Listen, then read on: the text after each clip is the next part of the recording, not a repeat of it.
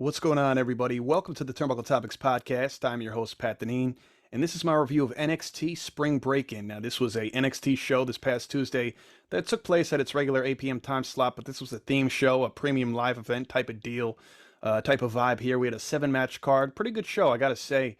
Did pretty well, too, with the predictions, but we'll get to that. This took place in the WWE Performance Center in Orlando, Florida. We're going to jump right into it. It was an exciting show. The first match was a trunk match that went a little over, it was about 12 and a half minutes. This was the families, Tony D'Angelo and Channing Stacks Lorenzo, going up against Pretty Deadly's Elton Prince and Kit Wilson. Again, this was a very fun match. The people I anticipated winning did get the job done. I mean, come on, it's a trunk match. It's mafioso vibes. And of course, the families got to get the victory. So that it was Tony D'Angelo and Channing Stacks Lorenzo threw them in the trunk. Even though it was a very close call, it looked like they were going to get Stacks. But luckily, D'Angelo came to his aid just in time. They drove off, and that was that. There's a couple other sequences, at least 2 other segments we see in the show actually ending. I believe they ended this show with what had happened to Pretty Deadly, and another reason why I do believe that they will be drafted to the main roster in the coming day or so, to a Raw or a SmackDown. I think it would definitely help the tag division. And I think they pretty much did all they could in NXT. You know, they were tag team champions not too long ago there, obviously coming from NXT UK as well. Prior to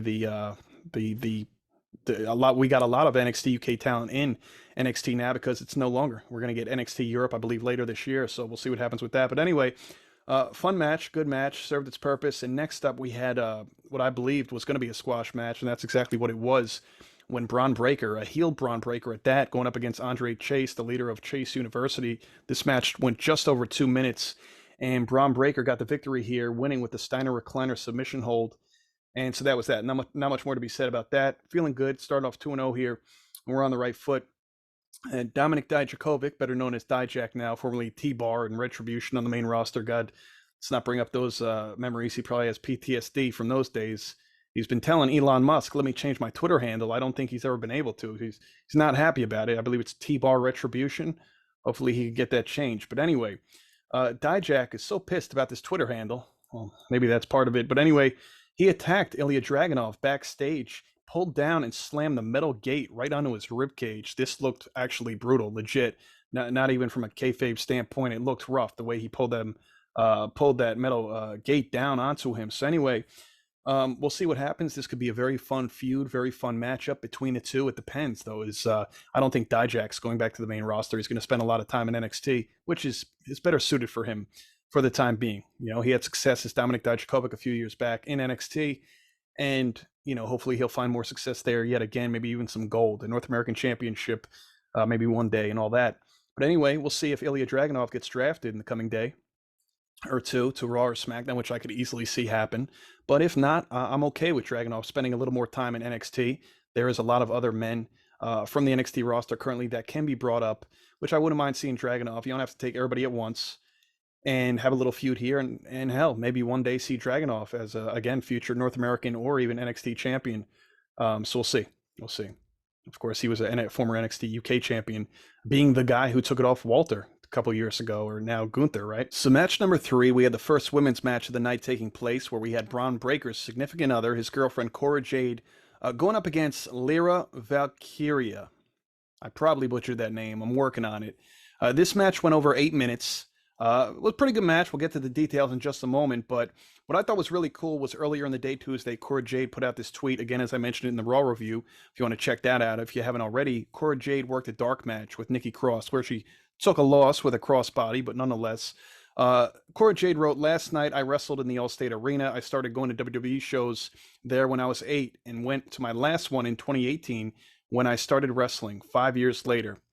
Tune in to main event this week. Now tonight I take out a big scary bird lady. Of course, his opponent, Lyra Valkyria, whatever her name may be, comes out in this whole wing ensemble. That's what she's referring to.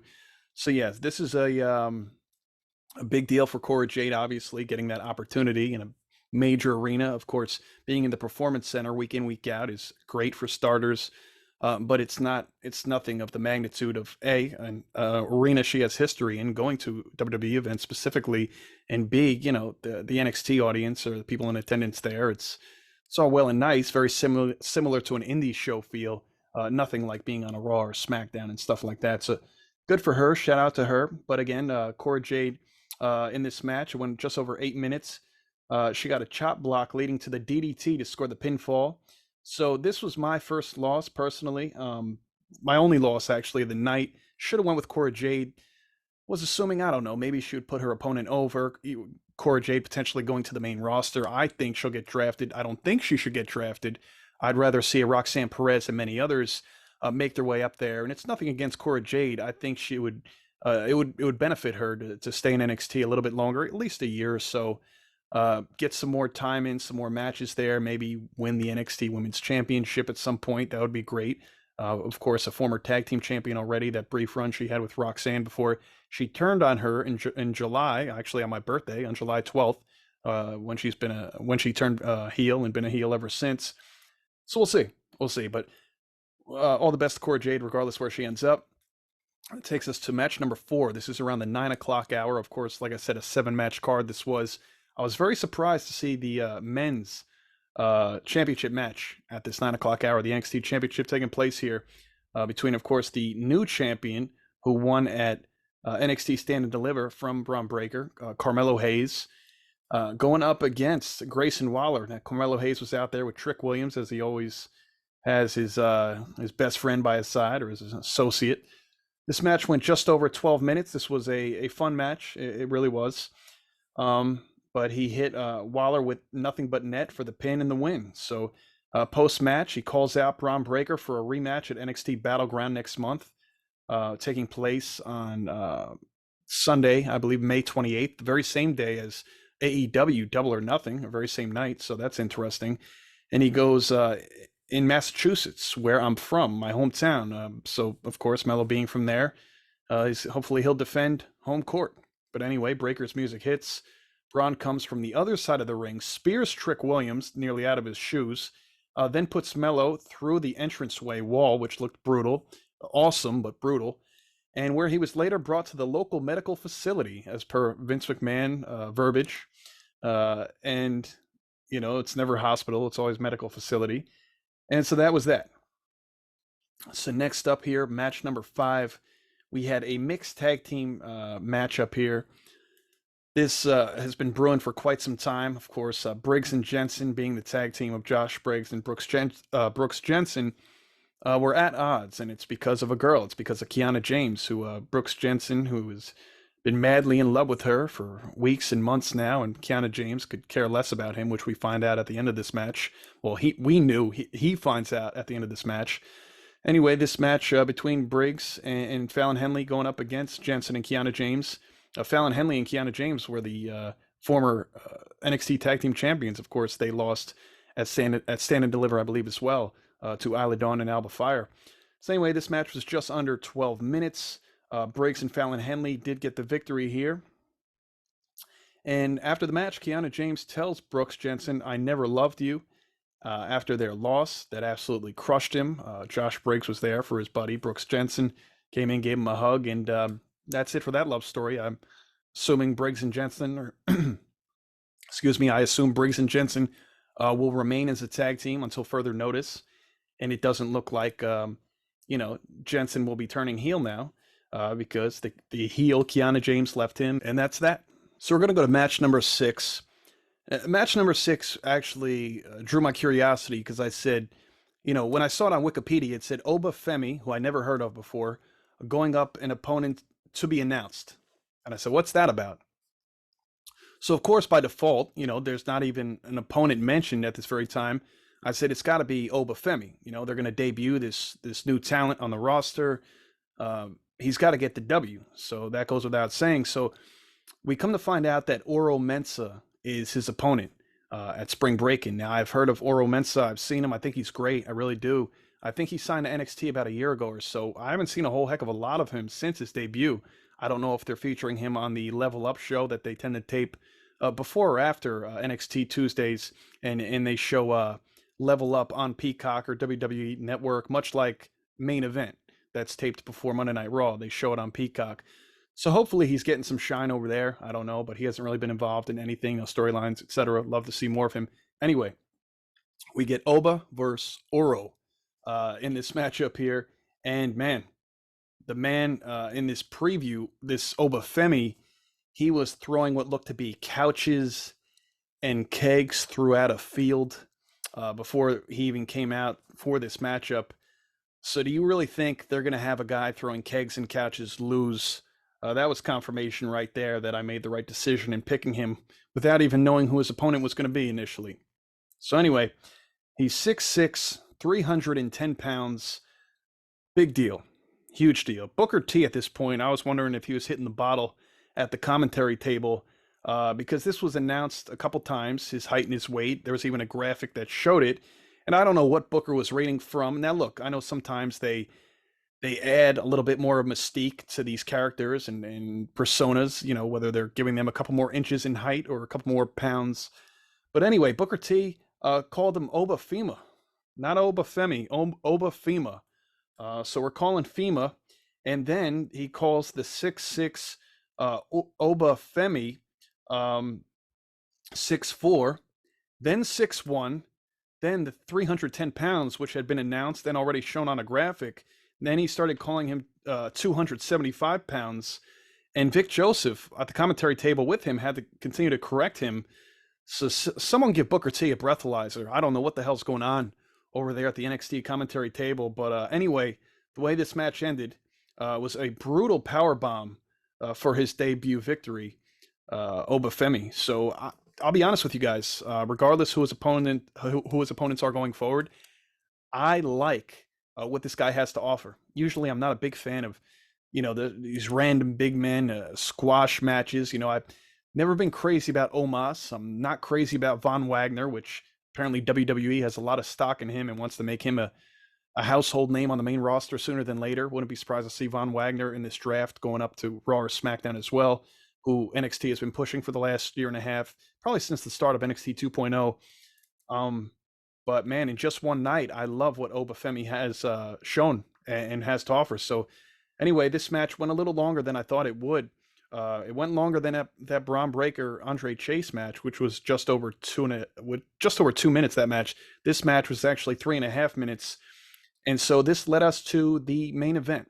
This was a triple threat match for the NXT Women's Championship, and boy, was it interesting to say the least for a lot of reasons. Now, this match was not great. Let me just start off by saying that this women's match was not great, unfortunately, even though Roxanne Perez was in it. Tiffany Stratton was in it. She's getting better. She's improving. Again, somebody who should not be even considered in the draft. She would even admit she needs more time in NXT, should not be going to Raw or SmackDown. And then, of course, the newly crowned NXT Women's Champion, Indi Hartwell, who won at Stand and Deliver in that ladder match with a little help from her love interest, Dexter Loomis, getting her up that ladder.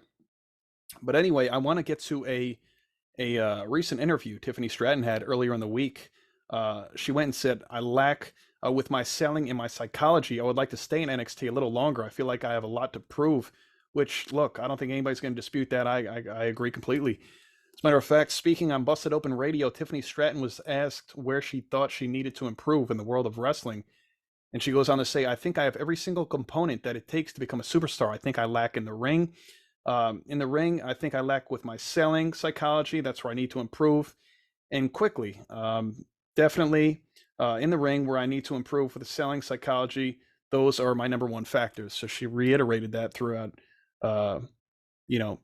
answering that question. I thought I was reading the same line twice, but this is actually what she said. So she's really trying to hammer home, look, I need more time in NXT, bottom line. So hopefully they don't make the wrong decision. There's plenty other women that are ready to be brought up to Raw and SmackDown, the past due. And Tiffany, she needs at least the next calendar year to get going. If it leads to an NXT Women's Championship, great. If not, it's okay. I'm sure she'll be in some primetime feuds, notable women, notable superstars, and that's that. So we'll see. But anyway, let's get to this match here.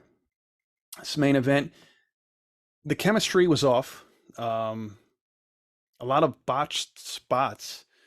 And again, I like Indi Hartwell. I really do. I'm happy for her. She's made a ton of progress over the past few years, without question. Deserves to be champion. I won't take that away from her at all. But Indi's all right. Tiffany Stratton is all right, and Roxanne Perez, she's very good. And again, out of the three, without question, I would love to see on the main roster going forward after this draft. So there was a spot in this match where Tiffany Stratton dove onto Indi Hartwell and Roxanne Perez on the outside. It was a basically a moonsault where she landed on both of them, where Indy's right ankle and foot bent back very badly. It was clear as day. A lot of people at the time thought, oh, it was part of the script. This is how it's supposed to go, and we'll get to the finish of that match in just a minute. But all three of these women's weight essentially landed on Indy's ankle.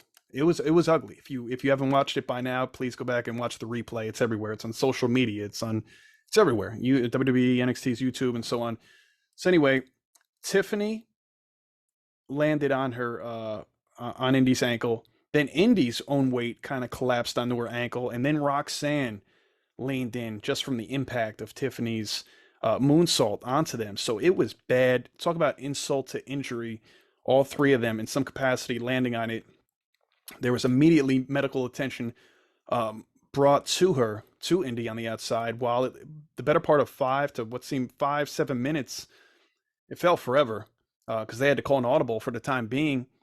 Tiffany and Roxanne were just in the ring, the center of the ring, mixing it up for a while they were trying to figure out, hey, what's the finish going to be? I mean, I had read that there was plans that if Indi did not come back, that they were in fact going to put the title on Tiffany Stratton, which is very interesting, which leads me to believe that Tiffany was not going to be called up necessarily, and that Roxanne probably was, because the smarter decision, if they had to put it on one of them from a talent standpoint, would to put it back on Roxanne Perez, who never technically lost it in the first place until, the latter match, of course, she lost, but she almost had to relinquish it due to her, situation going on a month and a half ago, where she collapsed in the midst of the ring after her victory over Satomura. So anyway, Indi, again, she hobbled out towards the end of this match, got the job done, pinning Roxanne, was visibly hurt, and this was a very heroic moment for Indi Hartwell, especially. I knew the whole time that this was nothing that was scripted. It just didn't make sense, especially just simply looking at the face of Indi Hartwell, the way she was grimacing when it happened, her body language, and then even when she came out, she was like, I am not going to accept defeat in any way, shape, or form. So, man, just gotta, hats off to her. Johnny Gargano wrote all heart at Indi Hartwell on Twitter immediately following that. Dijak, who was backstage, wrote, if anyone was wondering, I happened to be sitting next to Indi Hartwell in medical while they were evaluating this gruesome injury mid-match, and she was no-selling the shit out of it like an absolute badass. Obviously not wanting anybody back there to know how badly she was hurt, how she was feeling at that very moment in time, and certainly more than anything, not wanting to have to relinquish this title just after being champion for the better part of 3 weeks, especially after she was obviously set to retain in this match, and they almost had to call an audible for a brand new champion due to that injury. So honestly, kudos to her. Hats off to all three of the women for getting through that match. Again, it wasn't a great match even prior to the injury of Indi Hartwell, but nonetheless, man, that was big. That was big. So shout out to her. And that was pretty much it. That was NXT Spring Breakin'. Pretty good themed show. I thought it was fun. And so we'll see what happens this coming Tuesday. A lot of changes in NXT, especially knowing that several men and women are going to be drafted to both Raw and SmackDown. We'll see where the chips fall and who's left. Will there be any new debuts on NXT? Will there be not only people from NXT going to Raw or SmackDown, but will there be any people from Raw and SmackDown going to NXT? A couple of years ago, we saw Finn Balor show up in NXT. Ember Moon. We saw most recently last year, we saw Apollo Crews. Of course, we saw a couple one-offs here and there. AJ Styles against a Grayson Waller, and a Dolph Ziggler against a Braun Breaker, and some appearances like that every now and again. And Natalya shows up against a Cora Jade. We see that kind of stuff happen from time to time. But I'm wondering if anybody from Raw or SmackDown, in all sincerity, is going to be sent to NXT. So we'll see what happens there. But that was pretty much that is the review of NXT Spring Breakin'. All right, ladies and gentlemen, thank you for tuning in yet again to another episode of the Turnbuckle Topics podcast. I'm your host, Pat Deneen, and I'll catch you next time. Thanks for listening.